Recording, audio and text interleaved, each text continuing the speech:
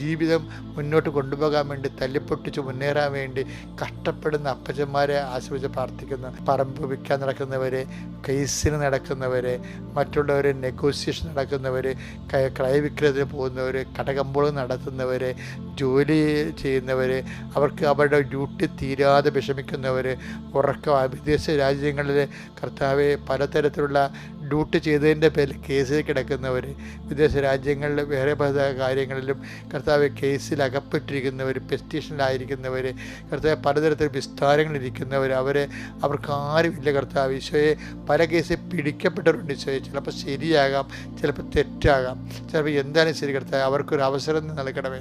അവരതിൽ നിന്ന് രക്ഷപ്പെട്ട ഇനി ഒരിക്കലും ആ പഴയ വഴിയെ പോകത്തില്ല ഈശോയെ. അവരുടെ കരുണ കാണിക്കണം പ്രാർത്ഥിക്കുന്നു.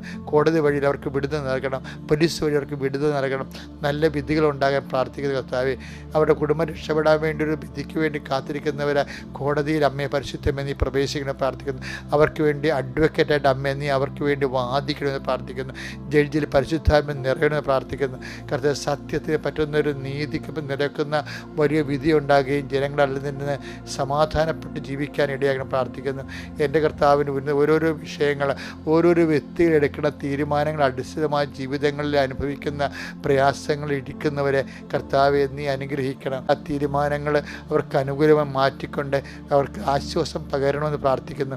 എൻ്റെ കർത്താവിൻ്റെ ഉന്നതമായ നാമത്തെ സഭയുടെ അധികാരത്തിൽ കുരിശിൻ്റെ അടയാളത്തിൽ നിൻ്റെ പുസ്തകങ്ങൾ, നിൻ്റെ പേനകൾ, നിൻ്റെ ഹോൾ ടിക്കറ്റുകൾ, നിൻ്റെ ആൻസർ ബുക്കുകൾ എല്ലാം കർത്താവ് വീണ്ടും വീണ്ടും ആശീർവദിക്കുകയും നിൻ്റെ ഇടനെഞ്ചിലുണ്ടാകുന്ന ഉൾഭീതികൾ കർത്താവ് ഉടച്ചു മാറ്റുകയും നിൻ്റെ കർത്താവ് സന്തോഷഭരിതമാക്കുകയും ചെയ്യട്ടെ.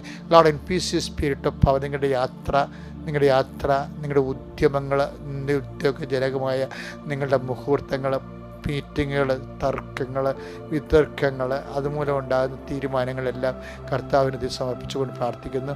തിരികെ വരണ കാലം വൈകുന്നേരം രാത്രി ഉറങ്ങാൻ നേരം സമാധാനത്തിൽ ഉറങ്ങാൻ കർത്താവ് നിന്നെ അനുഗ്രഹിക്കട്ടെ. ഇന്ന് മുഴുവനും കർത്താവ് നിന്നെ ആശീർവദിക്കട്ടെ.